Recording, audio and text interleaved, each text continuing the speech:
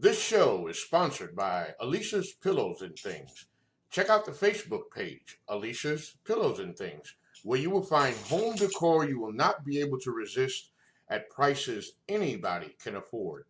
Check out the pillows and stools of your favorite sports teams. Maybe you want a set of your kid's favorite cartoon or movie character. You can also get full body and neck pillows as well.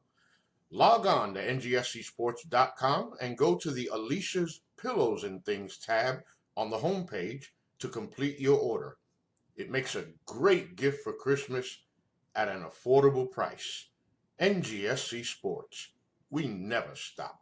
You're listening to NGSC Sports Radio. Hear us live on ngscsports.com, where you can get awesome analysis for all things sport.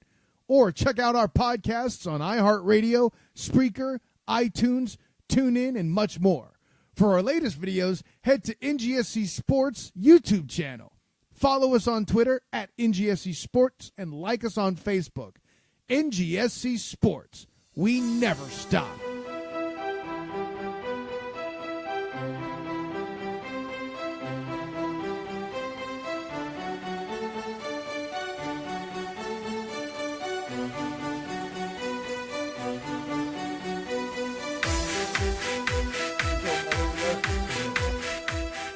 My little 35 minute pod. So you pod before podding. Oh man, I pod. I love podding. I literally, if I had my phone with me in some way to listen to it, I have not listened to the radio in probably 2 or 3 years. Yeah. I would say I listen to like 85% podcasts. Once I finish my podcast, generally, then Apple Music's cool, and I'm sure like Spotify does this too, but every week on Tuesday they'll have like a new 25 song playlist of hey, these are some of your favorite songs. I'm like, okay, yeah, sure. Well, I don't have any podcasts to listen to. I'll just go through these on the drive to and from work. Exactly. And the only way I know if new music's coming out is occasionally I'll go onto the new releases section in Apple Music and I'll be like, oh, I recognize that band. I'll take a listen. Other than that, I'm like, I don't know. Yeah, to hell with that. I don't listen to new music. New music's terrible. Yeah, for the most part. You're not on that Billie Eilish train. I don't even know what words you just said to me. I really don't know what you're talking about. Wait, you actually haven't heard of Billie Eilish? Billie Eilish. I might not be pronouncing that right either. That's totally possible. Oh, I have no idea what you're talking about. It's some 17-year-old girl who, I think she does trap music, sort of. I don't listen to trap music. It's like pop trap. Everything I listen to, basically I've listened to in the past. Seems like sort of a weirder Lana Del Rey. Okay. I've listened to a little bit of Lana Del Rey. Let's see what we got here.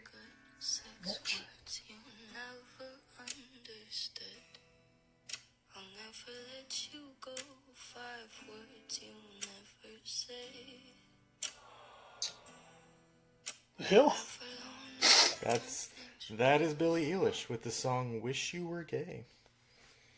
Wish you were gay. Wish you were gay. Okay. So, anyway, yeah, that's probably how I would describe her. She's probably like a slightly more emo Lana Del Rey. Well, that's interesting. There you go. So, there's your 2010s music review podcast. Yeah, I'm still listening to Bruce Springsteen and the Rolling Stones. The last new band I probably found was Starset, and they're pretty good. They came around, I think, 2015. They're like a sort of generic rock band, but the lead singer is actually pretty cool. He was 1 semester away from getting a physics PhD at Ohio State, and was like, I just want to make music. So all their music has a lot of these space and science lyrics sort of stuff. So it's actually pretty cool. They're a pretty good band. But other than that, I'm just like, eh. Yeah, kind of. If it was made after about 2003, Yeah. I might pick and choose a song or two. But that's about it for me. Yep, that's about it for me at that point. Yeah.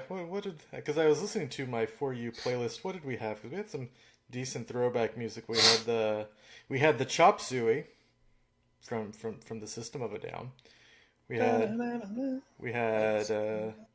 I like System of a Down. Avenged Sevenfold, Mudvayne, Kill Switch Engage, Ozzy Osbourne, and then it devolves from there. It starts going into like electronic and pop for some reason, which is really weird. We have Savage Garden on this playlist, by the way.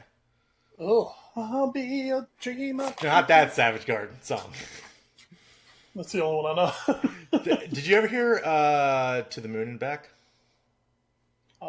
Can't say if I did. Which ironically doesn't sound like that. It's like actually like almost a rock song. It's really weird. Like I don't understand how the same two guys made both of those songs. Anyway, hey everybody, welcome to the Fortnite Podcast. What is this world twisted? It is very twisted, especially for some fans. Welcome to episode 259 of the Foreign Affair Podcast. We're going to be going into the mindset of some of those fans, maybe not, on today's podcast, because we got some Premier League to recap. Oh, do we ever? Big week. We are all caught up. We are now through match week 35. Everybody's played 35 matches, just 3 to go. No more like desync scheduling. It's great. It's amazing. Best time of the year. We also have, of course, a Champions League preview since we weren't live together last week. We'll talk a little bit about the upcoming Champions League matches. Last week, Wes, because of the time difference of when we were recording, got to breaking news even when the what days each Champions League tie would take place. So we'll talk a little bit about that. We might spend about 30 seconds on the Europa League now that they're also in the semifinals. Sure. And hey, to be fair, we are almost in a world where the Champions League and Europa League finals could be 4 English teams. Just let that sink in. I don't think it's going to be, but it could be. So, Sure. Because I don't know. I don't feel great about Arsenal anymore. Not that I ever really did. We'll also have, of course, news and notes, the watch for, and a little bit of So Raw. And it's so good that we've hit match week 35 with only 3 weeks to go. Because truly, we are in the Endgame. Oh my god, I'm so excited for Endgame. That comes out this week. I'm sure we'll talk at least a few words about that before we both get to see it this week. So very exciting times here on the AFA pod. As always, brought to you by NGSC Sports at ngscsports.com. We never stop. As well as Alicia's Pills and Things. Hey, if your loved one didn't get snapped out of existence a couple months ago, hey, maybe it's time to get them a pillow, because you never know what's going to happen. And hey, if they did get snapped out of existence, maybe they'll end up coming back to life. Sure. So why not have a present ready and waiting for them? Although it's unclear, based on how the stones work, if when they get unsnapped, I guess, if you'll even remember, if time will just go back. It's very confusing, time travel. But, hey, when you need that gift for the sports fan in your life who has not been snapped out of existence, visit Alicia's Pillows and Things on Facebook, as well as on ngscsports.com to get some great swag and deals. So, that out of the way, let's hit the Premier League recap. First, the matches that just really don't matter. West Ham and Leicester played to an entertaining 2-2 draw at the London Stadium. West Ham thought they had earned all 3 points thanks to Lucas Perez in the 82nd minute, but it was Harvey Barnes, yes, that Harvey Barnes, coming up with the clutch 92nd minute goal for Leicester to secure themselves a point on the road. Wolves and Brighton played to a 0-0 draw. That's big because Brighton's all of a sudden tumbling down the table and might not actually survive the season now. Huddersfield loses to Watford 2-1. Gerard De La Feu decided to play today, a couple of days ago, and got himself a brace, and that was the difference in this one. A late Huddersfield goal spared their blushes in the 93rd minute from Carolyn Grant, but that was all they could muster. Fulham, hey, they get a big win. They're going down, but they went to the Vitality Stadium and beat Bournemouth 1-0. Alexander Mitrovic with a penalty there. And, I'm sad to see Fulham go down. Alexander Mitrovic going down is always a good thing. Newcastle 3, I hate him. Newcastle 3, Southampton 1. Iosi Perez had himself a day. On a day that was not without a bit of controversy, as the pronunciation confused for a few moments. One named producer Jackie. Thank you, Graham Lasso, for that. Newcastle actually thought they had earned a red card sending off from, oh God, I forget who did it now. James Ward-Prowse looked to have completely decked Miguel Almiron in his own half when it was a big breakaway opportunity for Newcastle. Only a yellow, though a cynical yellow it was. But Newcastle would then pick up the pace and get a Iosi Perez hat trick, his first for Newcastle, to get them a comfortable 3-1 victory. Sunday, you had matches get played, which we'll get to in a little bit. And Monday, a match was also played.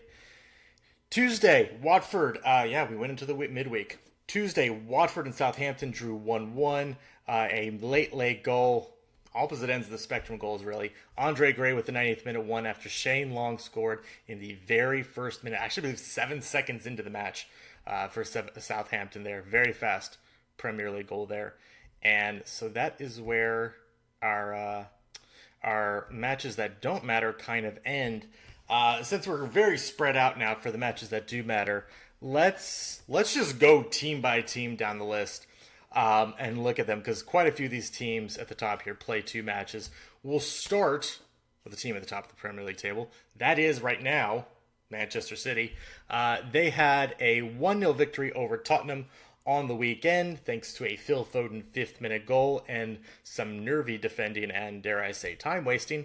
And then came back today, Wednesday, played the Manchester Derby, beat Manchester United 2-0. It was another nervy start to the match before Bernardo Silva put them ahead in the 54th minute, and Leroy Sané came off the bench to score in the 66th minute. But Wes, this was a very important week for Manchester City, especially given that they suffered the loss to Tottenham in the Champions League, had another very tough match against Tottenham just a few days after that at home, then have to go on the road to Manchester United. Manchester United in turmoil, though, but they pick up a big victory there, and with 3 matches to go, sit 1 point atop the table. Just a team that could have collapsed, but held their nerve in the Premier League and came through when they needed to. They did. And, give all the credit in the world to Manchester City this week. They had an absolute, everyone was talking about this was the brutal stretch of their season. Yeah. This was going to decide everything for them. Man, give it to them. They came through with flying colors. They played Tottenham 3 times, Crystal Palace, and Manchester United. Mm-hmm. And while they are out of Europe, which is a big thing, that's a big thing because that was a big goal for them. As far as the Premier League title race, they took care of every little piece of business that they could have and needed to. Mm-hmm. And they now, they once again sit at the top of the Premier League. Now, even on matches, no matches left in hand for either them or Liverpool. So it is going to be a straight up, basically a 3-match playoff. And for Manchester City, if they hold their nerve, they're going to be the champions for the 2nd consecutive year. Haven't had back-to-back champions in the Premier League, and it's been, I would believe, maybe 2010, 2011, somewhere back in there. Yeah, back to the United days, yeah. Yeah, back when United was still relevant and had Alex Ferguson. Yeah. So, it's been a long time since anyone's gone back-to-back.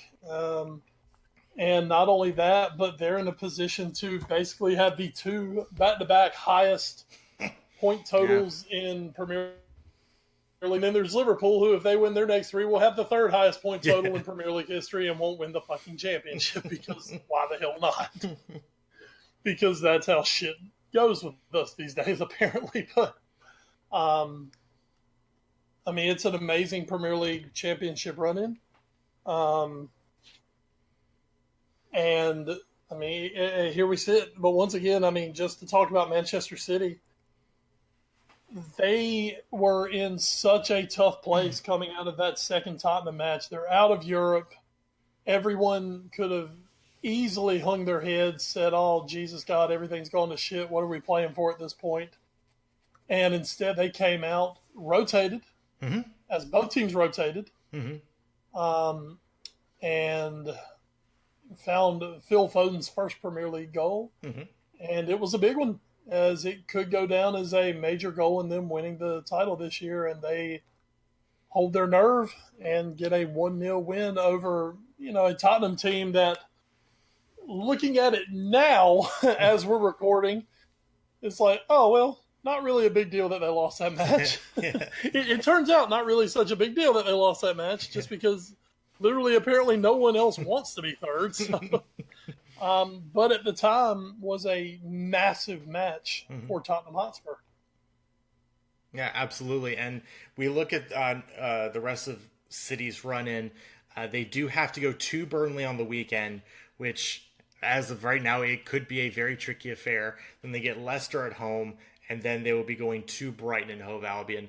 At that point, Brighton and Hove might be already staying up. We don't know, but that will be their run-in. Will be 2 away matches, the first one coming this weekend at Burnley. But Wes, you mentioned the team that is chasing them is Liverpool, which, you mentioned they have a chance to set the third highest point total in Premier League history and not win the league. They also have a chance to finish the season with exactly 1 Premier League loss and not win the league, which to me is mind-blowing and how that sounds, especially given the fact that City have actually lost 4 matches this year, which it's almost inexplicable, and yet here we are with 3 matches to go. Liverpool, though, do get the win over Cardiff at Cardiff City Stadium. Gigi Wijnaldum and James Milner with a goal each in the second half. Milner, of course, with his trademark pen.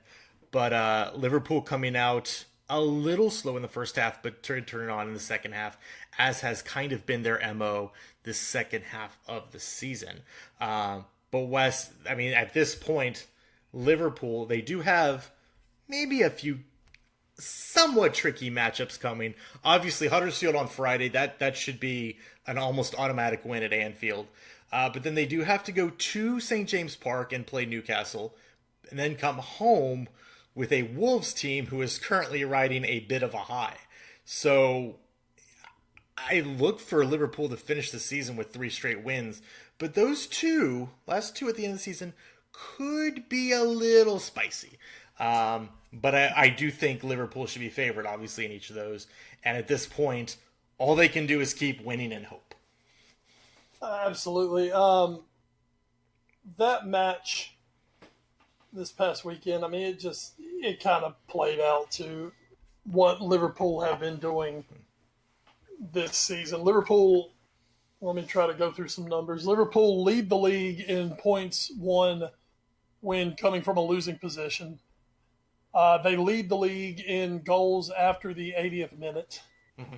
The split between second half goals to goals allowed, Liverpool lead the league in both. Well, they lead the league in goals scored in the second half. They lead the league with the fewest goals allowed in the second half. This is a team that, and we've been doing this podcast, let's say conservatively, we're coming up on about 5 years. If we're not actually hitting 5 years right now, actually. Almost right at the 5-year anniversary. Yeah, I think it was like April 2014 that we kind of kicked off this whole shindig. And in that time, we have completely seen this Liverpool club pretty much completely transform who they are. And I say that in a way that, now, I mean, of course, when we came in, it was coming off. Well, it was coming to, I believe we were coming to the end of that magical the Suarez Brendan Rodgers season. With Suarez and, where we finished second to Man City, go figure. But after that, everything kind of fell apart for a little while. And it was a very common theme with Liverpool. Man, they can score, but oh boy, you can get at them. If they're going to beat you, they're going to have to win shootouts. This was a team that, if a decision didn't go their way, with a fan base that was, oh God, doom and gloom, here we go, it's the end of the world as we know it. And now, Jurgen Klopp coming in was pretty much, that if that's not the biggest hire, if that's not the biggest transaction Liverpool have had in 20 years, I don't know what is. Yeah.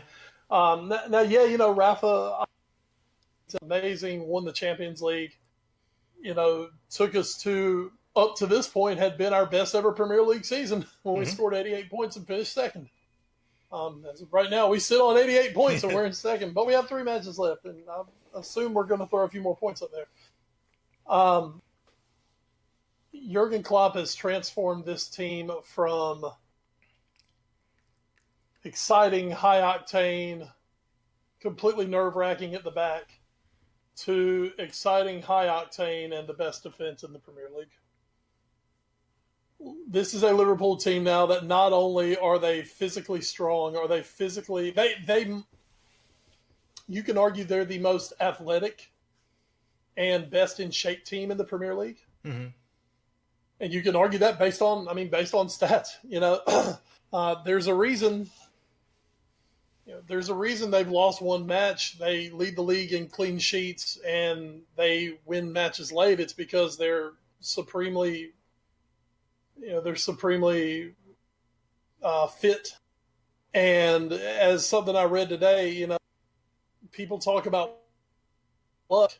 The lucky goal against Everton, the lucky bounce against Tottenham, those lucky late winners.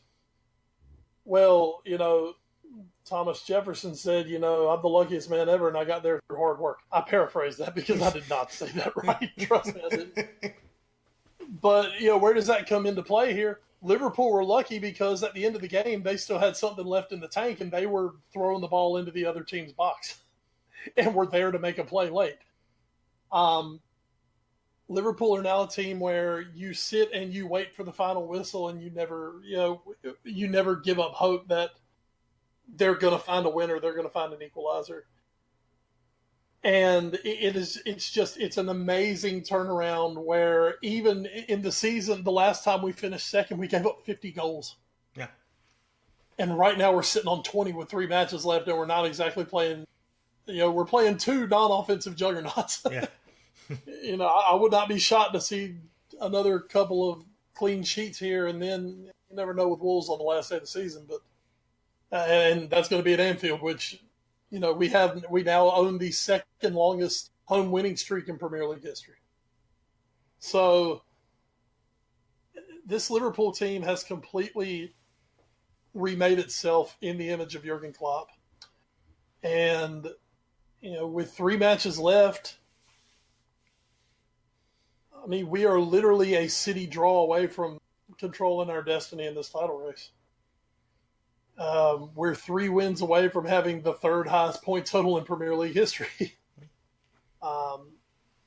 It's been an amazing run, an amazing turnaround, and at this point, you as a Liverpool fan, we don't doubt our boys. We might finish second this year.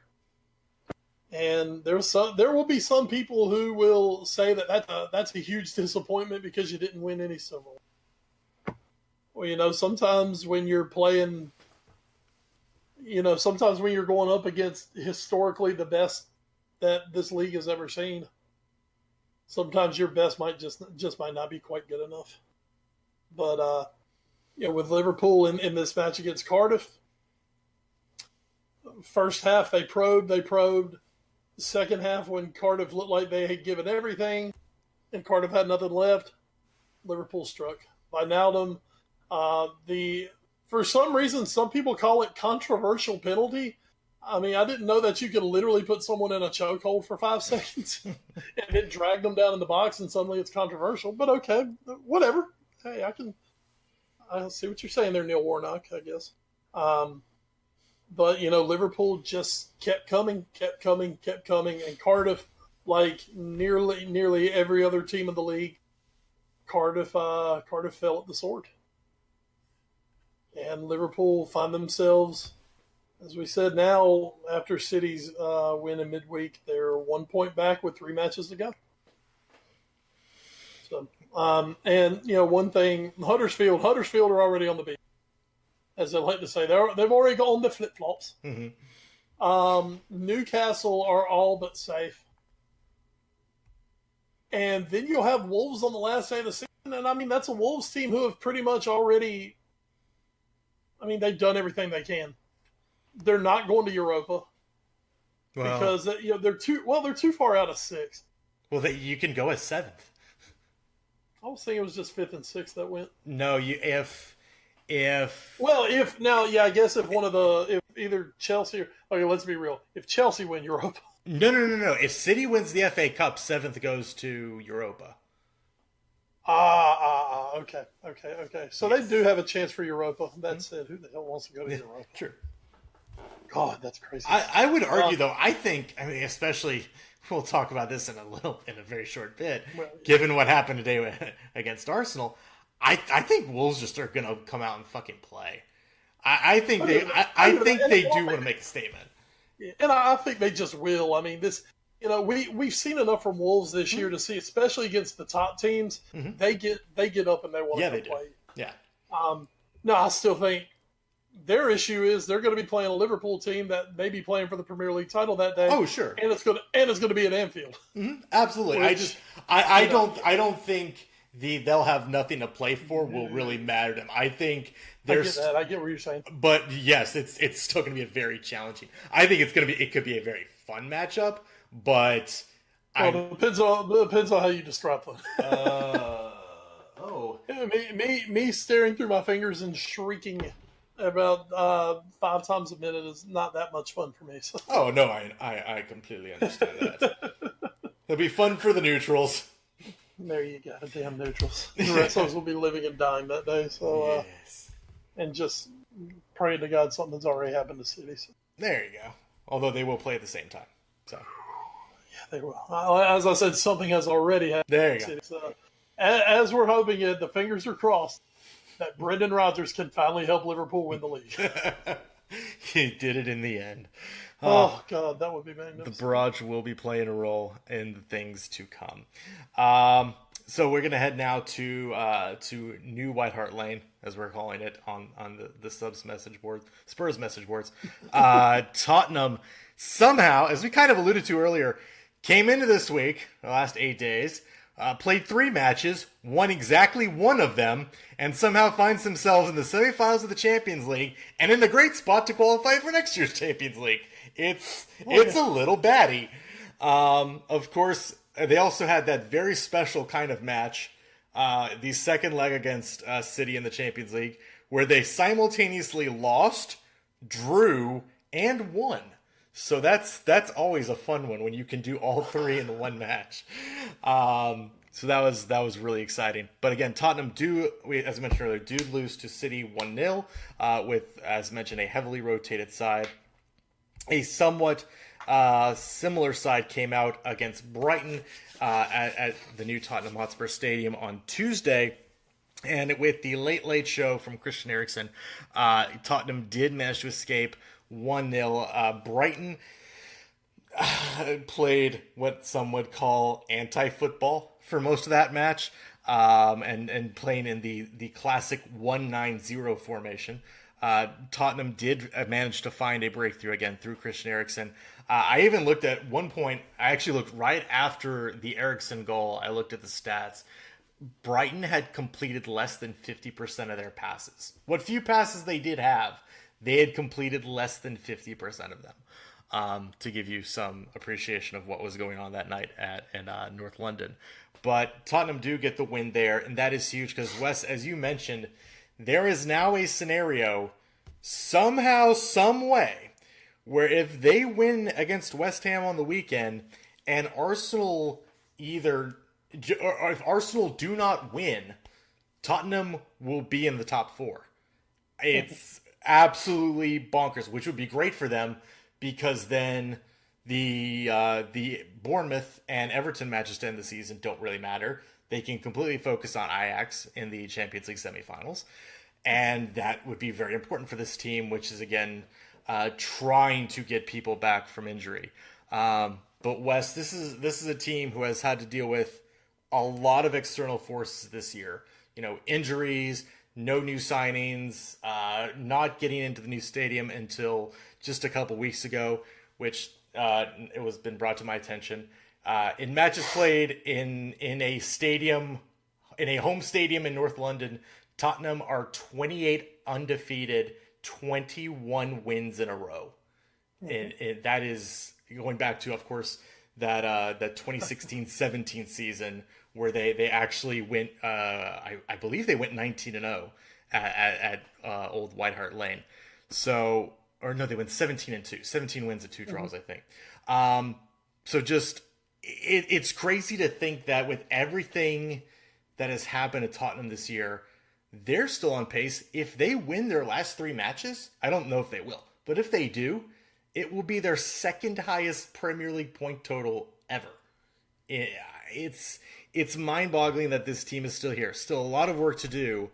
And again, a weird week where only one win in 3 matches has earned you so much. But, I mean, Tottenham are about where we thought they were always going to end up all season, and in 3rd place.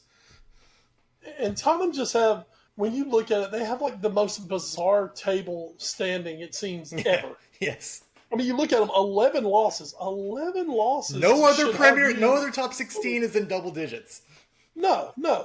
But the one draw. Yes. The one freaking draw. And I mean, and the fact they just go out and they've won a lot of matches this year. Mm-hmm. And that's just been huge. And they've done it, against odds with injuries, with the stadium situation. It hasn't been a perfect year for Tottenham. But at the same time, in the preseason, I don't think anyone thought that they were going to going to be on the level of City, and B, that, maybe they weren't going to quite be on that same level as Liverpool. Now, I think Liverpool have exceeded expectations, obviously. Sure. But I think people thought, well, maybe them and, maybe Tottenham and Liverpool are going to be, fighting it out for that second spot. Mm. Liverpool has just really taken a huge step forward. But, I mean, this is exactly where Tottenham kind of should be with, especially with their, let's put it this way, the last 2 transfer window dealings. I mean, they should be about the 3rd place team in this league, and that's where they're sitting right now. Now, once again, they're getting a lot of help from those 3 teams below them who suddenly just, it's like, 3rd? God, who wants to easily be safe? Why would any of us want that? Yeah. And then you've got United and Arsenal actively saying, oh, God, no, Champions League. Oh, no, we love Thursday night football. Jesus, why would anyone want to go to the Champions League? So they've gotten some benefit from some inconsistency in the top 6. But, I mean, Tottenham, God, they are a success story if you really start to peel back the layers. Tottenham are such a success story because they don't spend the money that the other top 6 teams do. They have had this issue with the stadium not being ready and not being able to play at home, and yet they're still easily one of the best teams in the league. And they're in the semifinals of the Champions. And I guess you would have to say if you had to draw any of the other 3 teams still left in the Champions League, I guess Ajax would be the one that on paper you would want to draw. So, yeah, of any of those 3, it would be, but it's going to be fun. Not that it's going to be easy, but no. But so there's a chance. Yeah, there's a chance. And we'll see what happens going forward, but. And then to top it off for Tottenham, the one thing that could have kind of overshadowed however well their season ended up being would have been losing Mauricio Pochettino in the offseason. And, of course, the team that was really highly connected with him was Manchester United. And then, as we'll talk about them in a little bit, for whatever inexplicably insane reason, they just randomly decided to give it to Ole Gunnar Solskjaer, and that has just worked out so well for all involved. But basically what that did, by Solskjaer going to United, there were basically 3 jobs out there that you could kind of see Pochettino going to. Mm-hmm. United, they've signed Solskjaer. Real Madrid was out there. They brought back Zidane. He's not going anywhere. And PSG have said they're bringing back Thomas Tuchel for another season. So, I mean, it would be absolutely stunning at this point if Pochettino is anywhere but North London at Spurs next year. Yeah, agreed. Especially now that the new stadium has come good. I think as long as they can work out a transfer plan going into this summer, I honestly think at this point there's no reason to leave North London, especially if Real Madrid and PSG. I wouldn't even say United. Like, I know United's a big club. I know they have all the history. But right now, if you're telling me, do you want to be the coach at Tottenham or do you want to be the coach at United? I don't know why you would take United, unless that's just been your lifelong dream. I totally agree. And especially now, a few months ago, you could have seen it. Mm-hmm. They were going hard and they were fighting for a Champions League spot. Because the one thing he's going to get at United is he would get, the chance to hit that transfer market. Let me throw something out there, though. I heard a very interesting theory going about on Spurs at this point. Mm-hmm. Spurs have kept the wage bill very reasonable. Mm-hmm. They've got the new stadium built. They even went a little overboard on building the new stadium. Mm-hmm. There is the cool thing about Tottenham Stadium, under that playing surface, is basically another playing surface for the NFL. Absolutely. And that's huge because you're not going to tear up your stadium just to bring a fucking NFL team in there. Yep. That stadium may end up being a full-time NFL stadium in the next decade. Mm-hmm. From what we hear, which I think is insane. But anyway, that's agreed. Totally another podcast that we don't give a shit about. They've locked down Harry Kane. There's a very good chance we'll talk about later that they're going to lock down Christian Eriksen. Mm-hmm. So they've got their superstars lined up.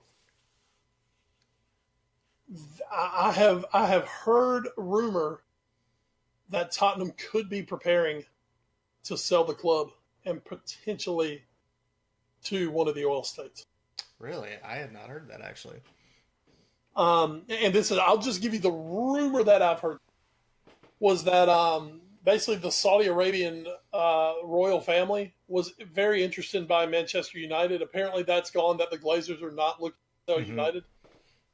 So, but they are looking at a Premier League club, at a top Premier League club that they would like to buy. And I mean, and here you go. You go up to Tottenham. You've got a young, exciting team that's locked in at decent prices, and you've got a brand new, shining beacon, state-of-the-art stadium. Plus, you potentially end up with an NFL franchise, or with parts of an NFL franchise as well, which can only be another huge moneymaker for you. Like I said, just something I've heard thrown out there. Interesting. So, and that of course would change. Yeah. That of course would change some course. It wouldn't be, we're not signing anybody, so we don't have any money. So, we have money now. We're going to spend it. That would be. It'd be interesting to see if you just gave Pochettino a blank check, what would happen. I don't know if it'd be good, but it'd be interesting. It'd be like, okay, you got a blank check. Let's go win the league and win the Champions League. So, yeah. Interesting. Yeah. So, and if I've got you a little flushed and a wee bit of the thickening, I'm gonna guzzle some of this oil, delicious oil down for a second. Nobody go back and see what I've had to say about City and their ownership. Nobody go double check the tapes on that. Nobody do that. Anyway, let's go. It is something looking at falafel recipes. Let's go to the team that's definitely not getting bought by oil money. That's they're not fourth. Sorry, that was completely unintentional. I was gonna go to Arsenal, but they're fifth. Let's go to Chelsea. They're fourth. They're owned by Russian money, so that's they are owned by Russian oil money. That's also great. How much longer will? Yeah, Chelsea. They just played one match. It was a Monday match against Burnley. Those tricky Burnsters.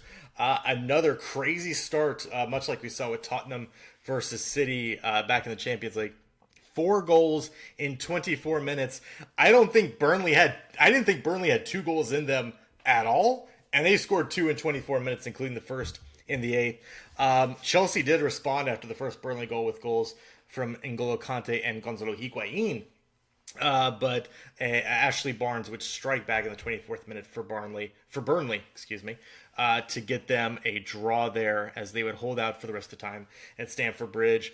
Ironically, David Luiz, who has played under Jose Mourinho, not a big fan of the anti-football Burnley was playing. Again, the irony of David Luiz, who played under Jose Mourinho, not liking the anti-football. Irony alert. There was also a bit of controversy about some of the people on the Burnley bench throwing slurs at Maurizio Sarri. That is very tragic if that is true.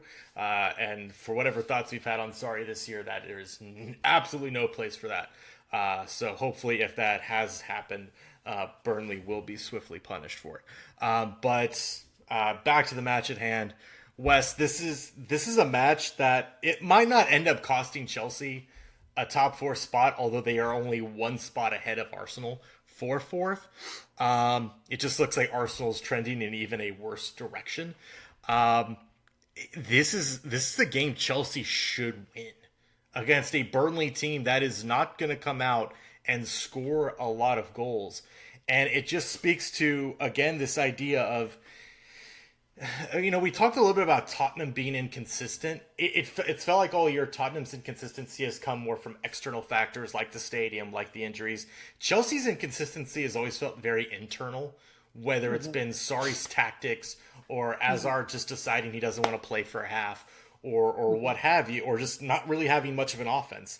And the Hudson-Odoi saga back around the middle of the year, which took another turn this week, which we'll hit in just a second. Yeah, Hudson-Odoi, he is done for the year. He suffered, I believe, a ligament injury in his ankle? It was a ruptured Achilles, I believe. Okay, so that's what it was.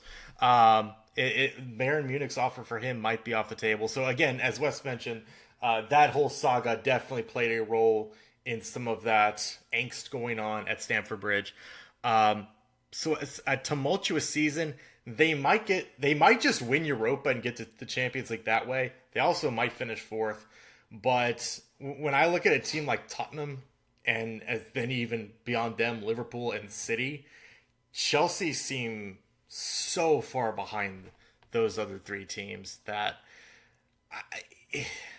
it's going to be interesting to see, as all these next 3 teams are going to be, what direction are they going to go in the summer? And I guess a lot of that does depend on if Champions League football will be a part of that next year. Well, not only that, but Chelsea also have to contend with the potential of the transfer ban. Yes, that's huge. Which could be out there. Now, of course, they've already made one big signing coming in as Christian Pulisic, who really, since signing, I haven't really heard much from Christian Pulisic. I mean, part of it's because he's just not playing much at Dortmund. And, change of scenery may do him Thank good, you, too. Mr. Sancho. But, there's so much to look at going forward. I mean, who's going to be the manager of Chelsea? Sarri has been highly, highly unpopular with, the fans haven't been very happy. The ownership hasn't been happy. Is this a guy who, if he gets them into 4th and or wins Europa, it's one of those things. It's like, I think Chelsea would like to get rid of Maurizio Sarri. But, if you're staring at a transfer ban coming in, what top manager are you going to get to replace him with? Not only, if I may break in for one quick second, Not only a transfer ban, but a transfer ban in a window where you might also lose easily your best player, Ned Hazard. Yeah, you're 90% going to lose Hazard. And like we said, you might have transfer ban coming in.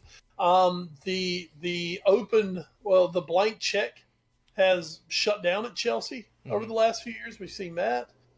You might get one big signing a year, and unfortunately for Sarri, he for some reason wasted it on Jorginho. But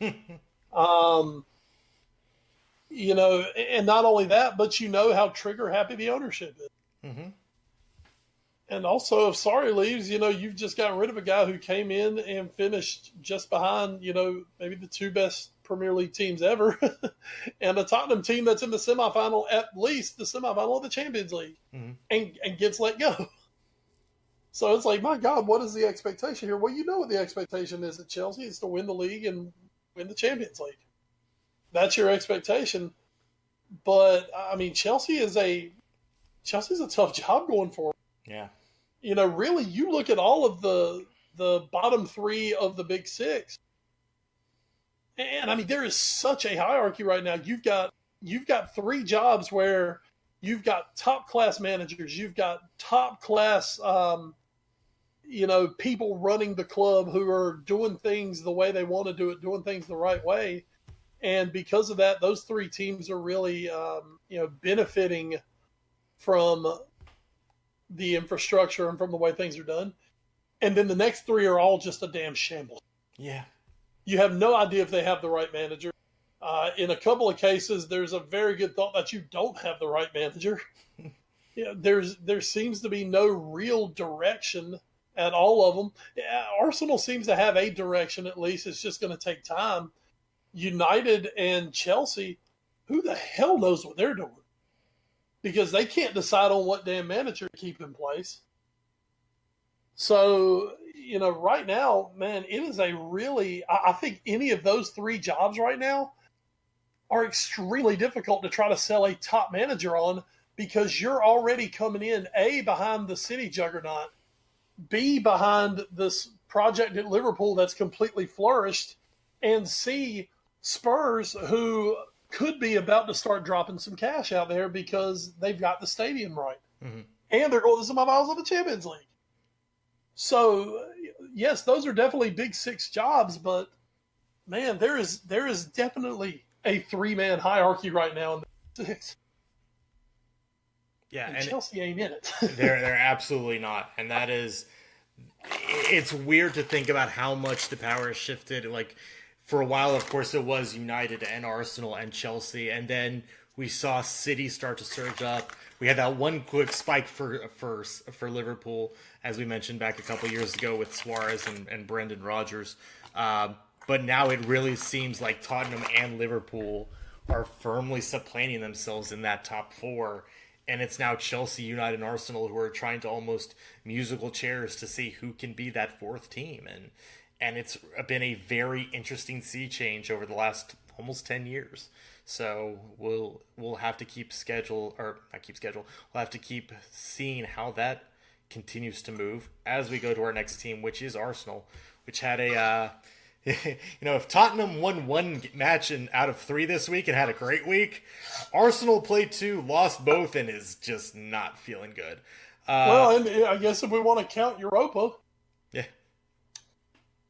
I mean, they won their Europa. Yeah, they went on the damn run. You're right. They did win. But then you can't come back and get shit in the Premier. It's crazy. Yep. It's bizarre. They lose 3-2 at home to Crystal Palace. Christian Benteke, you finally did it. Good job, buddy.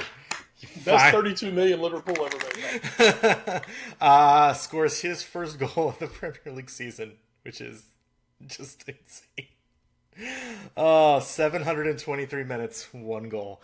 But it was a big one. It was answered by Mesut Ozil somehow in the 47th minute.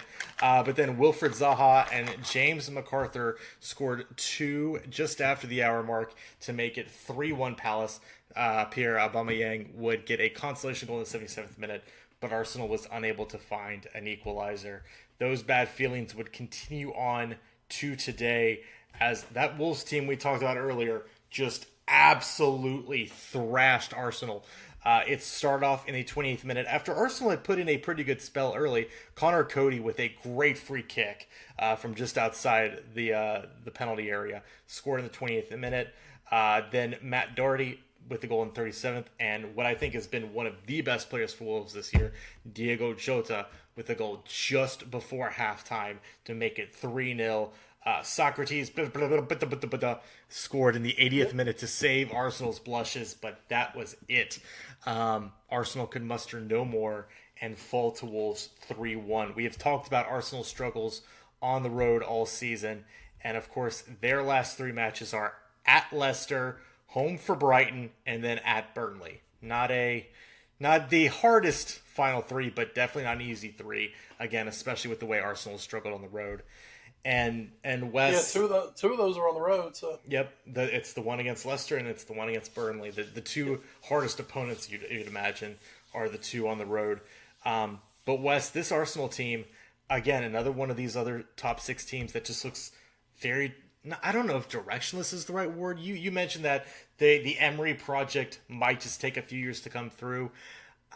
It seems, just listening to some of their fans, I don't know. Granted, they're fans, so take it with a grain of salt. But I don't know if they really like the direction Arsenal is going in this current path under Emery. Now, we've seen Emery have success. Obviously, had a lot of success in the Europa League before moving to PSG. Didn't find much success there, or at least success by PSG standards. And then has come to Arsenal, replacing a legend. And I guess, Wes, could Emery be, I hate to make the comparison, but could he be a David Moyes, where you don't want to be the guy to replace the legend, you want to be the guy that replaces the guy? Does Arsenal need to go find their oh god, what's his name? Williams? No, his Azul Army. Oh, Louis van Gaal? Yes, Louis van Gaal. Does Arsenal need to go find their Louis van Gaal? Well, I'm going to tell you the truth, I think there's a little bit of a difference in what we're seeing with, United and Ferguson, and then comparing it to Emery and Wenger and Arsenal. When you say you don't want to be the man to replace the man, that is obviously, and I love that, because that is like my. Oh yeah. When you're replacing the man, you're replacing the guy who's going out on. And that's where Ferguson was. Ferguson went out on top. I mean, went out with the lead. Wenger was not on top. Right. Wenger should have been gone 5 or 6 years ago. Legitimately. Should have been gone 5 or 6 years ago. Yeah. Arsenal just held on too long. With that said, I don't think Emery has the pressure that anyone at United has had. Because people could legitimately look at that team and see there are massive issues here. The manager has killed us. And we don't have the team here.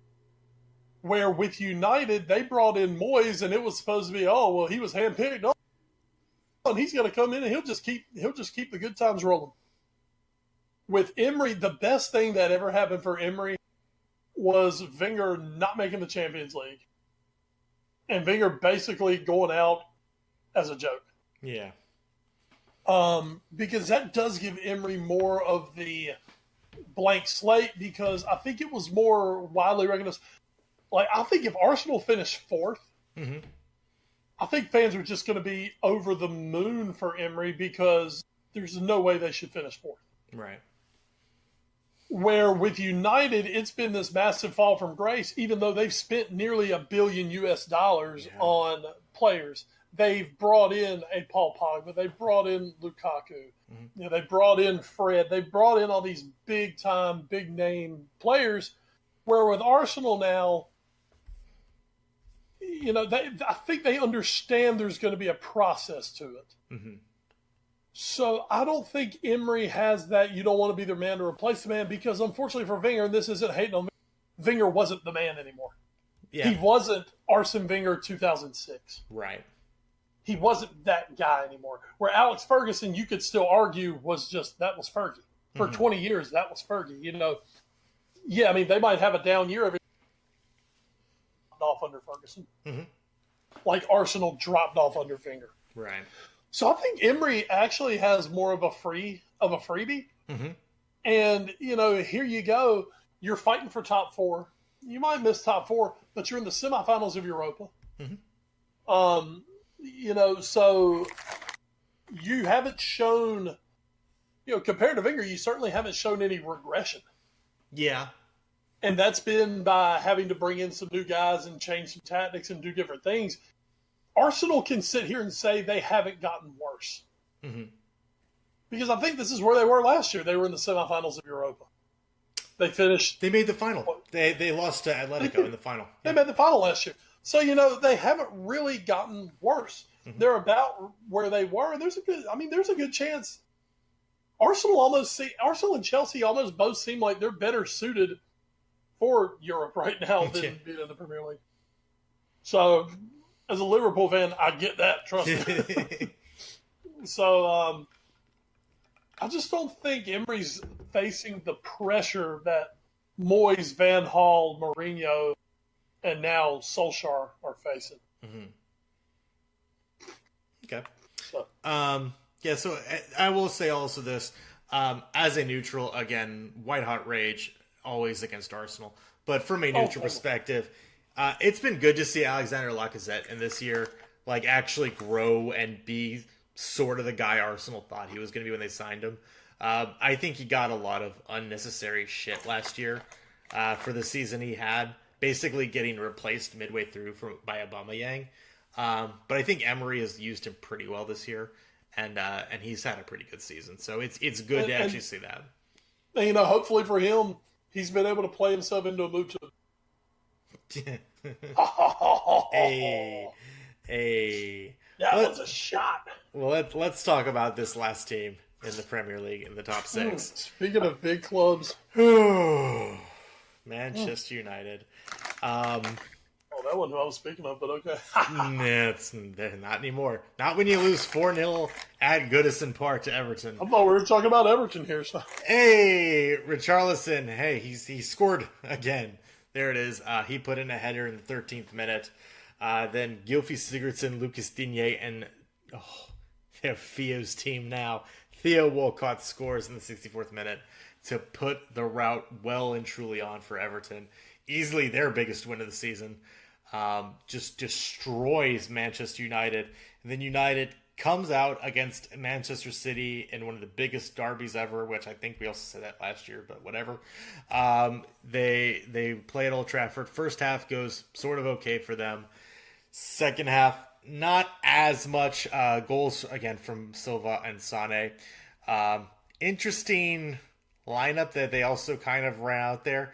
I believe this was a start for Matteo Darmian, who has not played a whole lot this season. As I click on Matteo Darmian's name, I see he has 6 matches played this season in the Premier League after today. So that's an interesting starter for when you're going up against Man City. Just not a very good couple days for United. Obviously no longer in the Champions League, no longer in any other cups. And right now they're sitting 3 points back of Chelsea in for 4th place. But they just look all out of sorts. We've heard reports of Solskjaer, no longer getting along with his players, thinking Rashford might be too full of himself, not seeing eye to eye with Pogba. And now, as we look ahead, you start to wonder, now that the honeymoon's period is over, how much turnover is there going to be at United? And I was thinking about this on the way home today, and I was thinking,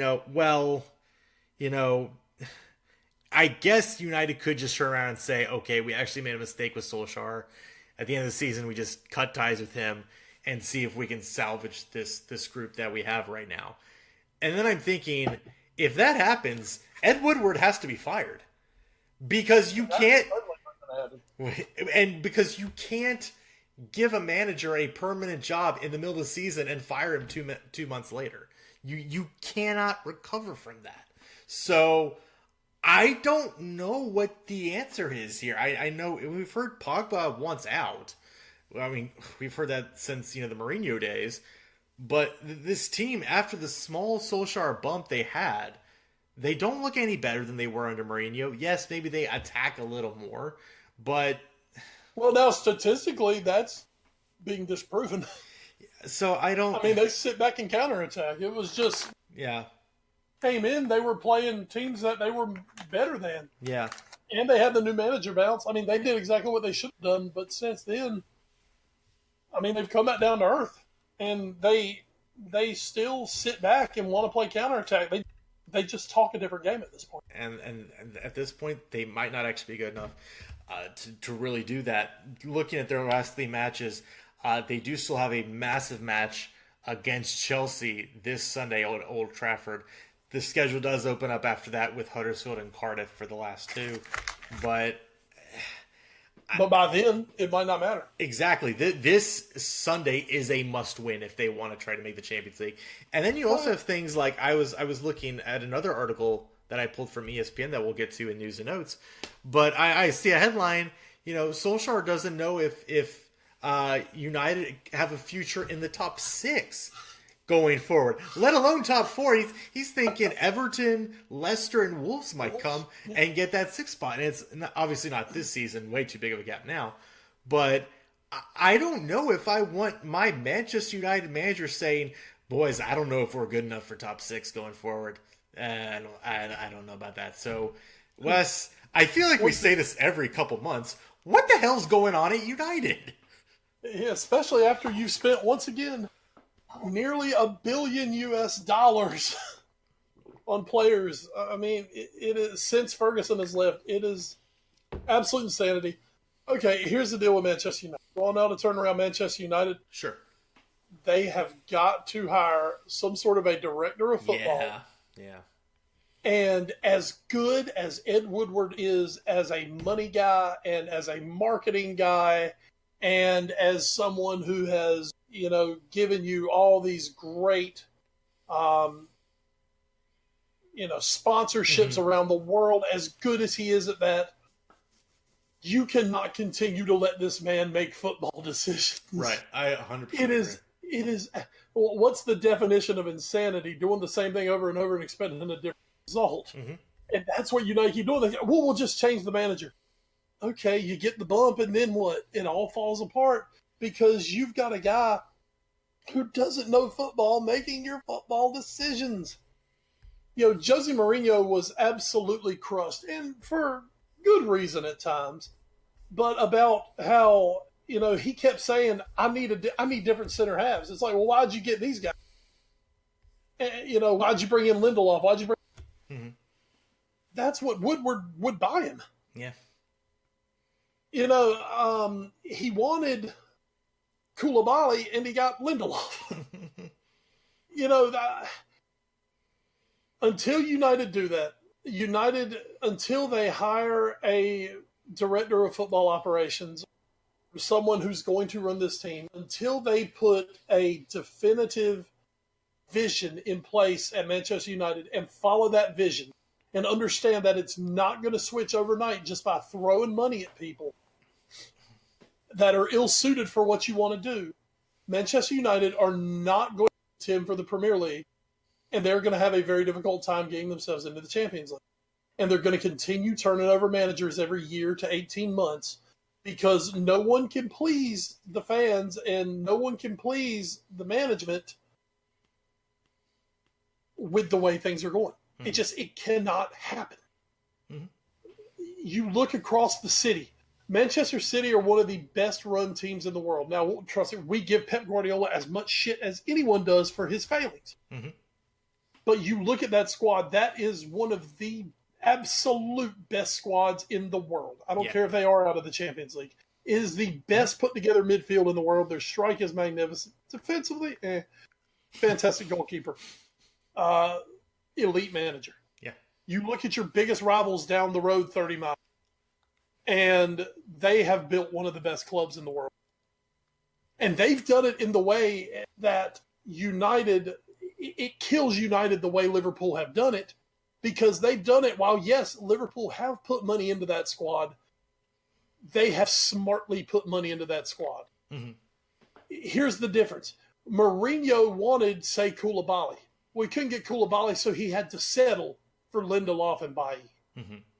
Jurgen Klopp wanted Virgil van Dijk. When he didn't get Virgil van Dijk, what did he do? He waited to get Virgil van Dijk. When he wanted Naby Keita and he couldn't get him 2 summers ago, did he go, well, I guess we'll go for someone else? No. He waited to get Naby Keita. This is the difference right now. Liverpool and Manchester City have They identify and they go guys. They don't settle just to get a big name. I mean, Fred. Who the hell came up with getting Fred for Manchester United? That you want to talk about just flushing 50 million pounds down the toilet? That is Fred. Fred is a fucking joke. Yeah. Lukaku. Yeah, Lukaku is what we thought he was. He's a flat track bully. And don't say, well, he scored a few goals in the Champions League. Yeah, when it mattered, right? Where was he? Where's he been when it really mattered to the Premier? Non-existent. They have a future superstar potentially in Marcus Rashford. But at this rate, if they keep doing the shit they're doing, Rashford's going to try to get the hell out of there. I mean, that's a hometown kid who, you're hearing the... we know at this point that Phil Jones and Chris Smalling are not good enough to be the central defensive pair for Manchester United. What did Ed Woodward do? Just gave them both extensions. Which I'm all for, by the way. Yes, of course. I love it. Manchester United have spent money. They have not brought in players good enough for Manchester United. They spent huge money and completely unsettled their locker room to bring in Alexis Sanchez. And basically, Alexis Sanchez is the 2018 version of Chelsea buying Fernando Torres. Liverpool robbed Chelsea blind because every Liverpool fan could look at Torres and say, yeah, he's lost. Chelsea said, we'll give you $50 million. Okay. Okay, cool. Arsenal are sitting over there. Arsenal made their choice. Now, I still think they screwed up and decided to pay Mesut Ozil all that. But they knew they could pay one or the other. They decided on Ozil. Ozil's just a lazy sack of shit. Alexis Sanchez, he is dead. He is the walking dead. Those legs have nothing left. The only hope they have is that a Chinese team will come in. Because no one else is paying Alexis Sanchez the money that he wants to go anywhere. Everyone else look at you like you are fucking morons. David De Gea wants out. Yeah. I think De Gea's out this. That's going to be a huge loss. No matter who you bring in, they're not David De Gea. And yes, you could say, well, De Gea's kind of sucked this year. But that's because I think De Gea is so sick of the situation that I think he's checked out. Mm-hmm. Pogba's making all kind of rumbles that he's going to be gone. Now, that said, you could all see Pogba's addition by subtraction. But that said, what does it say to, say, potential transfer targets when you sell your best player? Mm-hmm. And let's not shit on it. Pogba's your best player. Yeah. That's part of the problem is that Pogba's your best player. Mm-hmm. There needs to be a wholesale clear out at Man United. There needs to be a clear out. There needs to be a new manager. There needs to be a reshaping of the way football operations are. That is how you save Manchester United at this point. And until someone in the Glazer family opens their eyes and are like, this Woodward thing is just, it's not working on a footballing level. Mm-hmm. On a marketing level, it's magnificent. This man's a genius marketing. But this is not the guy who needs to be running the day-to-day operations of the team on the pitch.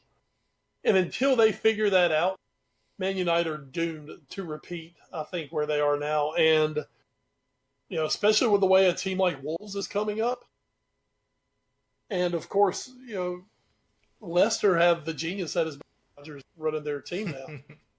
I mean, it's crazy to think that United may have to take one or two steps back before they can step. Yeah. But it would be insane to see United outside the top six. But it could happen. That could be the reality going forward. It's very possible. I also, and really quick, because we do need to move on, I will just add, go ahead. I'm sorry, go ahead. Well, I just wanted to show, and this is something I wanted to show a little bit of love to Everton. Okay. Let's look at Everton since March. They drew Liverpool 0-0. Mm-hmm. They beat Chelsea 2-0. They beat West Ham 2-0. They beat Arsenal 1-0. They lost to Fulham. And they beat Man United 4-0.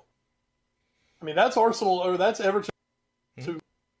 We're in weird losses to Newcastle and Fulham. But once again, drew Liverpool, beat Chelsea, beat Arsenal, beat United. Yeah.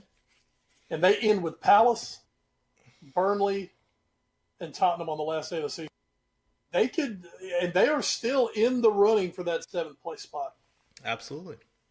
So, and there are points out there still for Everton to win. So, you shithead blue noses.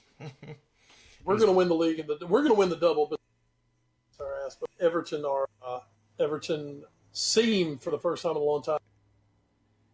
It was the Everton we thought we were getting under Marco Silva. Just took like 6 months. A beautiful 14-14. Yeah. Real quick, just about United. I do wonder if Solskjaer. I think Solskjaer could be a very good manager for Manchester United. I wonder if he's a good fit for this Manchester United. I'm getting the feeling based on some of his comments and some of the ways he's interacted with these players. I wonder if this team, and I'm not getting into a generational discussion over which one is better, which one is mindset. This is not a millennials suck discussion. This is, I think Solskjaer looks at players, especially because he was a player even like 20 years ago. I think he looks at players a certain way and how they should act and behave. And I think a lot of the very important players on United, like Pogba, like Martial, like Rashford, like Lingard, don't really do the same things. And I think that has led to a bit of a disconnect, especially once the new manager bounce wore off and things have gotten tough. I think that is causing a bit of a disconnect. And I think that might also have been part of why Josie didn't super work at United.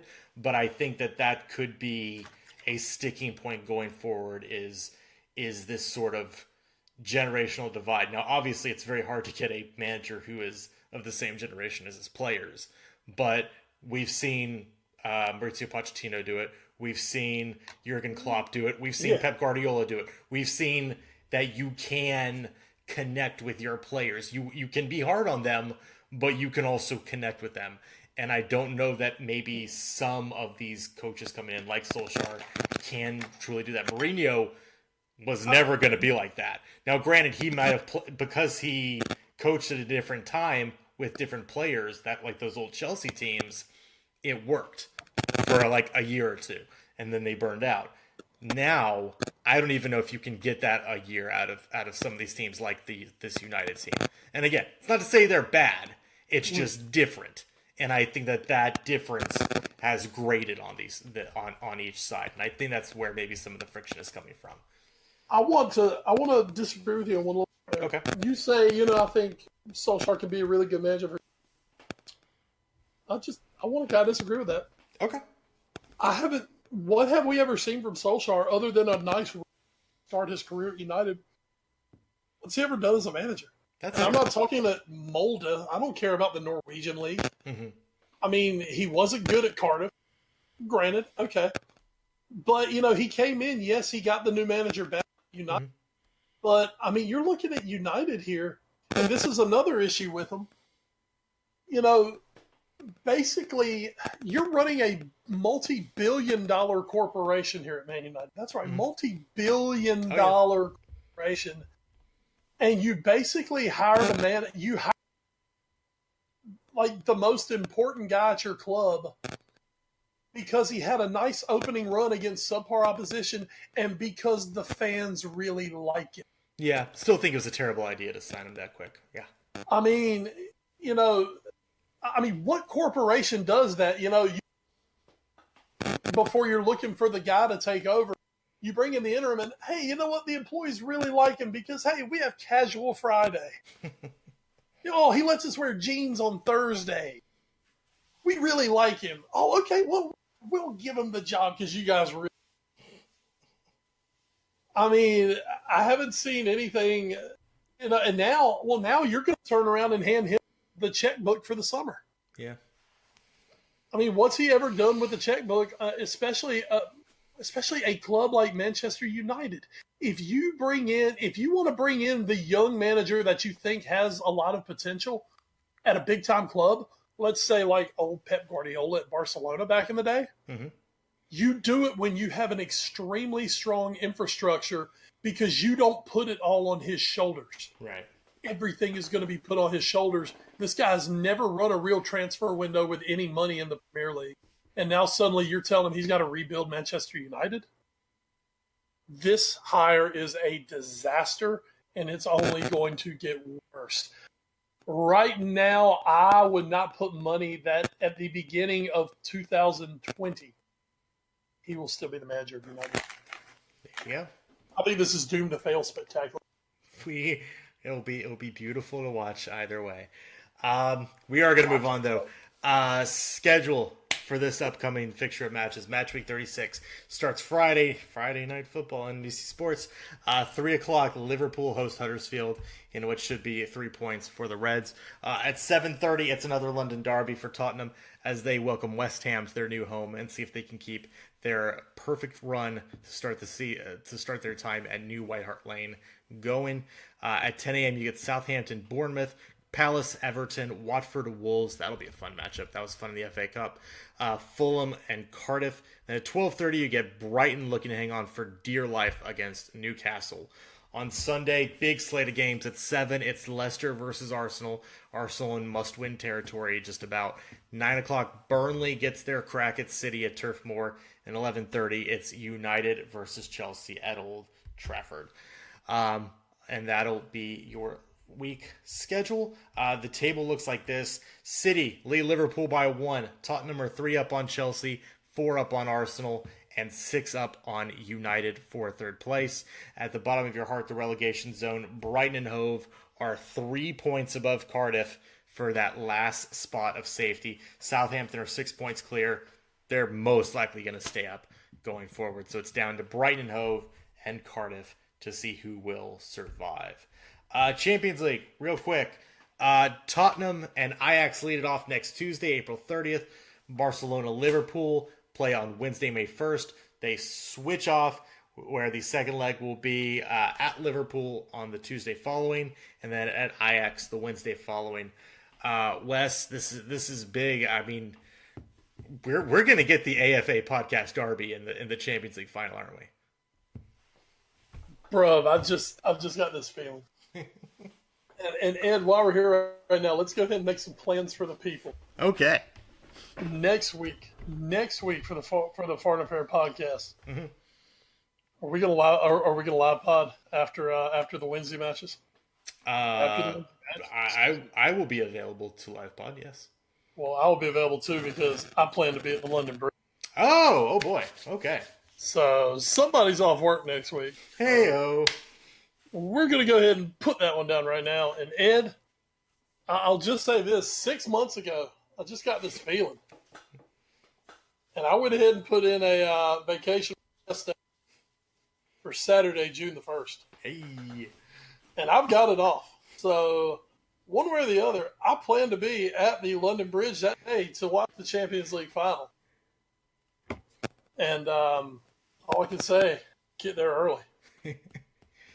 And Ed, expect to see you there, brother. Because when else will we ever get a Foreign Affair derby in the Champions League final? God, I think I would spend the entire match in the corner just vomiting. Yeah, I mean, we'd be doubled over. Oh my God! I saw a great meme this week. It was actually from when I played Chelsea, and it was Salah and Eden Hazard both hugging each other. It said, good news, both of these guys will be in Madrid in June, both for different reasons. Hey. But yeah, so Champions League matches now. Obviously, this is the most hype for the semifinals that the Foreign Pod has ever. Yes, easily. Easily the most dual hyped, and man, I'm so excited about it, and just right now everything's just so big and so important at the moment that I'm loving my football. Ed, you know how into it I am right now. You know how much I'm loving it. How much? Liverpool have announced their American tour for this summer. They're going to do a 3-city tour, and it's going to be 3 of the great American stadiums. They will be in South Bend, Indiana, to play at Notre Dame Stadium, Borussia Dortmund. They will be playing Sevilla at Fenway Park, and they will play Sporting Lisbon at Yankee Stadium. Wow! Those are the 3 Liverpool matches. And I have priced flights to South Bend, Indiana, and found a hotel room if necessary. I've got this crazy little idea. It's my weekend off. That's a Friday match. Oh. You know, and I could actually get to go and see Notre Dame, which I've always wanted, without having to do what I never wanted, which is actually see Notre Dame football play. There you go. Perfect. God, it would be. It is literally for me. So we'll have to see how that goes. But it's something right now, and I'm so excited. This has Ajax Barcelona final written. Oh, Jesus Christ! In which we will still go watch the. That's true. Instead of being bent in the fetal position and vomiting, we'll be sitting there with our arms crossed. Whatever. We're better than them. Or as it would actually be Barcelona versus Barcelona. Yeah, that's true. Versus future Barcelona. This is your future, Barcelona. Look at it. Semifinals of Europa League will be taking place, obviously, on Thursdays. Arsenal versus Valencia in one semifinal, and Eintracht Frankfurt versus Chelsea in the other. Interesting note, Arsenal and Valencia both 5th in their leagues. Frankfurt and Chelsea both 4th currently in their leagues. So just wanted to throw that out there. That is Match Talk. News and notes. First story we're going to do, but we kind of already covered it in our talk about United. United are open to Lukaku and Sanchez summer sales. Jeez. Oh, that's so bad. Just tragic. But on the good news, and again, we don't do rumors too much.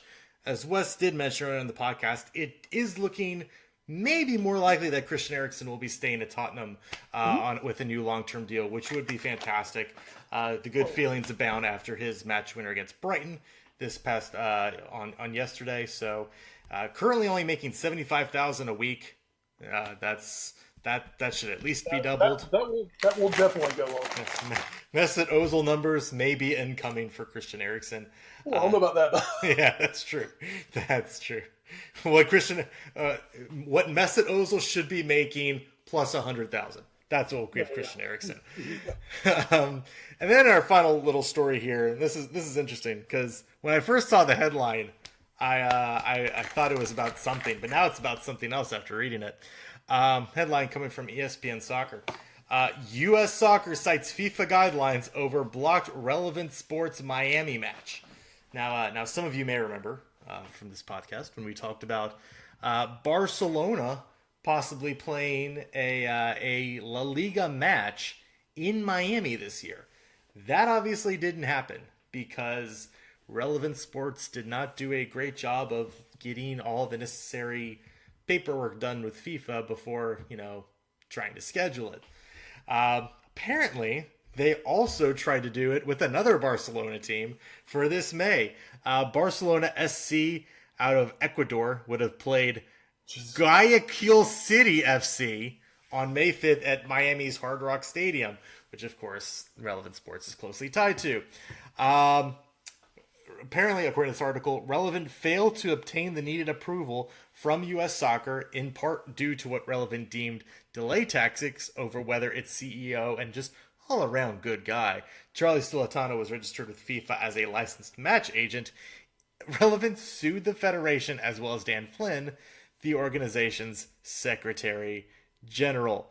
The article does mention the La Liga match from last week, or from a couple months ago, that would have taken place in Miami, but ended up not because the FIFA Council stated that the sporting principle that official league matches must be played within the territory of the respective member associations, aka if it's a La Liga match, play it in Spain.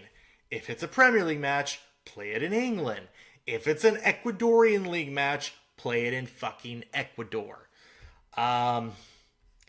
I don't know how many more times Relevant Sports is going to keep trying this. They also go on to say, they think that U.S. Soccer is playing favorites with a competing organization to Relevant Sports, which, whatever, who cares?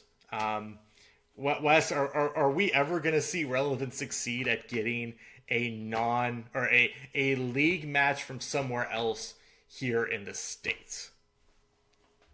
I don't understand why they're calling themselves Relevant.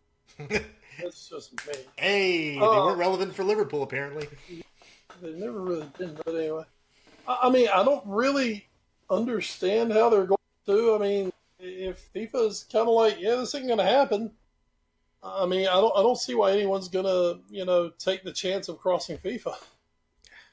So, I mean, it kind of seems like they're, chasing a dream that's not really going to happen. Yeah, it's really weird. Relevant in their complaint said only FIFA's Congress may adopt or amend FIFA statutes. The regulations governing the application of the statutes and the standing orders of the Congress. The Football Stakeholders Committee may not unilaterally implement any rule or formal policy. It can only recommend rules. Blah, blah, blah, blah, blah. Whatever. It keeps seeming like Relevant keeps just trying to like bulldoze these games through. And every time somebody's just like, no, you have to go through the proper channels, and the proper channels say no. So please stop doing this. Stop trying to make fetch a thing. It's not a thing, Relevant Sports. So Fetch is so much more a thing. Yeah, fetch is actually more of a thing than this. Because fetch actually came out of Gretchen's mouth. This is just stop. Just stop, Relevant Sports. We appreciate the International Champions Cup, which, by the way, is the last tournament Tottenham actually won. Hey, we won it last year. But just stop. I don't like the idea of playing official matches here. Like, I don't want, as much as it would be cool, I don't want to see Premier League matches in the States. I don't want to see La Liga matches in the States. Don't do that. That's really bad. Just don't. Which is maybe why they were going after Ecuador, but can't imagine many people actually care enough to watch Ecuador. I could be wrong. I could be being ignorant here. I don't think Ecuador is probably that much better than MLS. So in that case, who cares? Like, I don't know. It's so weird. Wes, let's hit the watch for. What are you watching in the week that was or the week that will be? Oh, man, what have I hit up this week? I'm behind on a few shows. I have watched a lot of Justified this week. And I know it's been over for a few years, but I've been catching on the old Amazon. Did you never watch it when it was live? No, there's some shows out there that obviously people are like, oh God, you would love this. Yeah. Obviously I'd love it, but I don't want to try to jump into something 3 seasons after it started. That's fair. So I'll kind of let it finish and then just go back and watch. So I started Justified about 2 months ago, and I'm close through season. It's just, it is definitely one of my top 10 shows.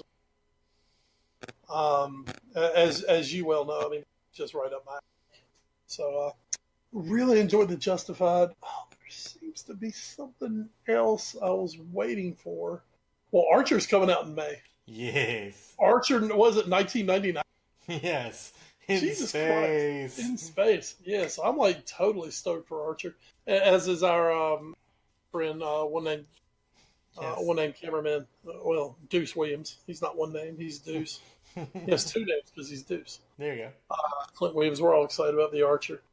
But Ed, I mean, when it comes to watch for, there's only one thing that we're really just dying to watch at this point. Oh God!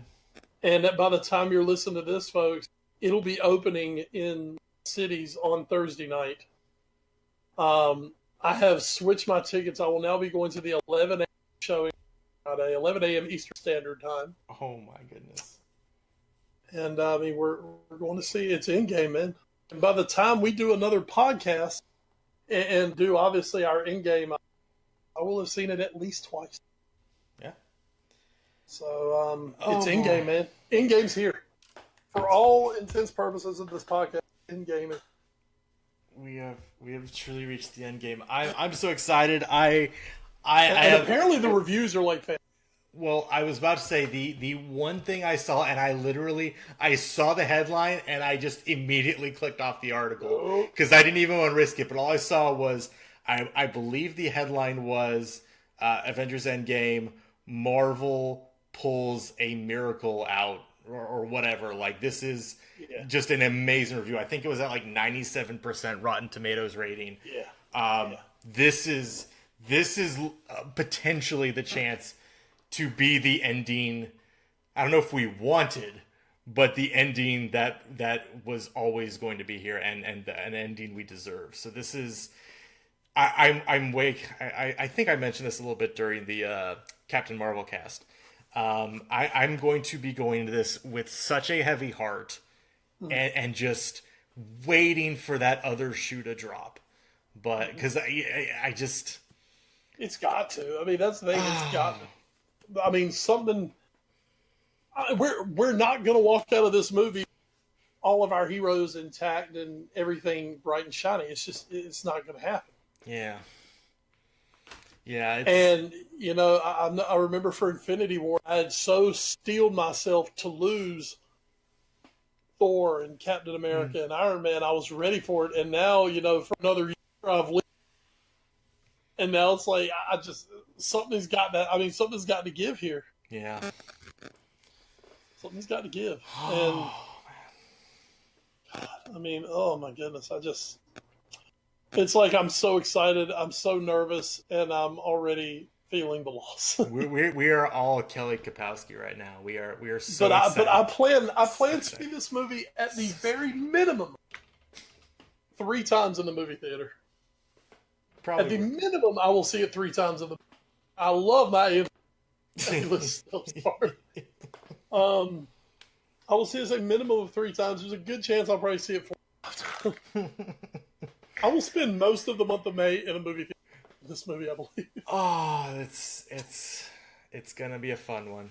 I'm steeling myself. I am ready. I am ready for the Endgame. I don't know how fun. I don't know if fun is the word. Yeah, fun in air quotes, because I don't know. I'm probably gonna cry at least once or twice during this movie. It's gonna be probably an ugly cry.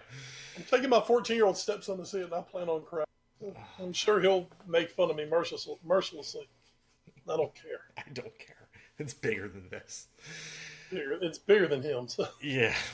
Oh my God. So yeah, that's what we're gonna be doing. We're gonna be, and I guess, hey, it's great that you're gonna be in Raleigh next Wednesday, so we can spend 1 hour just talking about the Champions League semifinals, and then the next hour is just an Avengers Endgame cast.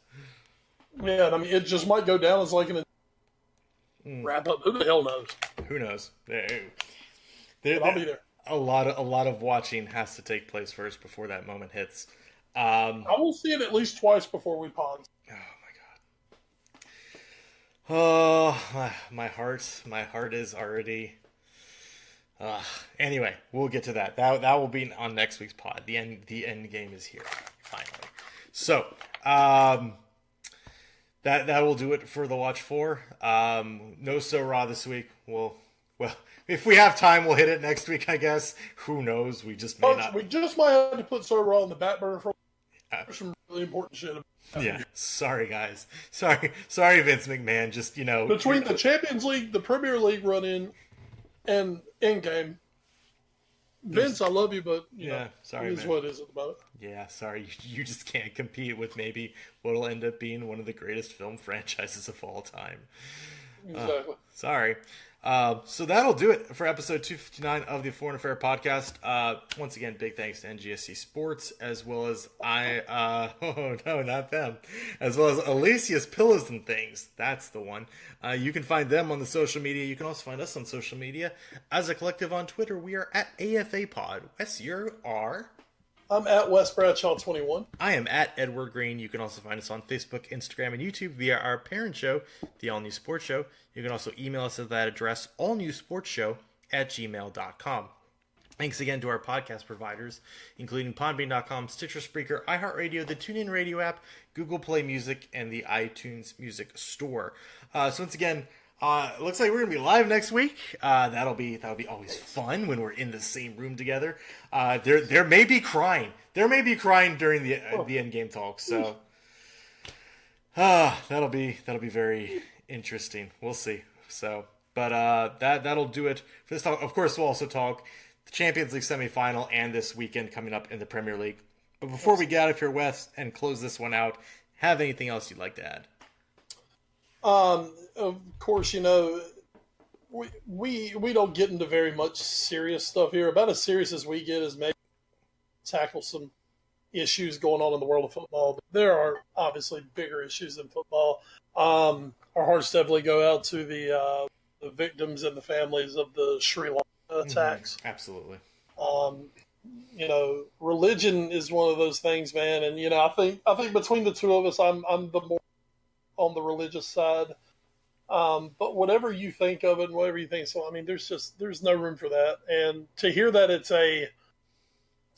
may be a retaliation maybe for what happened in New Zealand at the mosques. Right.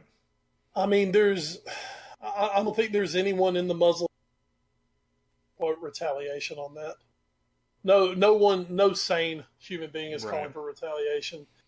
And for it to basically turn into, a doctrine of theology discussion with explosives and guns, I mean, there's no place for that. So, Sri Lanka, that region, obviously, man, they love. So that's something that we all have in. And it's just it's tragic, and we hate it. Just hope that people can get on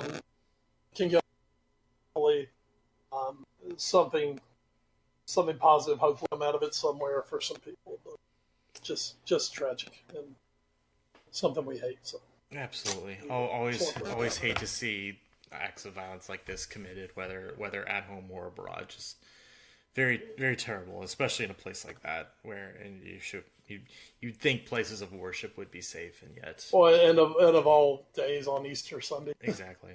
It's very tragic. So sorry for ending you guys on a down note, but and there's no real way to transition out of there. So we'll simply say sorry to be Debbie Downer. It's okay. Don't worry. It's just to prepare us for Endgame. So my calling crime, Wes Bradshaw. I am Edward Green. Thank you so much for joining us here on this edition of the Foreign Affair Podcast. Until next time, please, everyone, do stay safe and enjoy the football. And good night, Liverpool. Guys, we've got 3 to get it done. Got to get our rest in. Got to get ready for Huddersfield. Yeah. Hopefully Huddersfield isn't the hard one coming up. Maybe it is. Who knows? I mean, tell you, man, my hopes are. I have hopes for Sean Dyche Burnley this weekend. Burnley can find a draw. Sean Dyche can find a draw. Playing that lovely anti-football.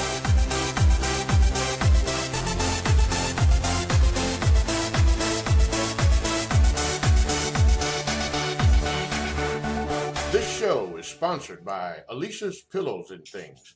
Check out the Facebook page, Alicia's Pillows and Things, where you will find home decor you will not be able to resist at prices anybody can afford. Check out the pillows and stools of your favorite sports teams. Maybe you want a set of your kid's favorite cartoon or movie character. You can also get full body and neck pillows as well. Log on to NGSCsports.com and go to the Alicia's Pillows and Things tab on the homepage to complete your order. It makes a great gift for Christmas at an affordable price. NGSC Sports. We never stop.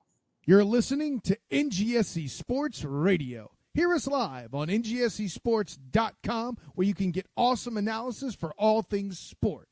Or check out our podcasts on iHeartRadio, Spreaker, iTunes, TuneIn, and much more. For our latest videos, head to NGSC Sports YouTube channel. Follow us on Twitter at NGSC Sports and like us on Facebook. NGSC Sports. We never stop.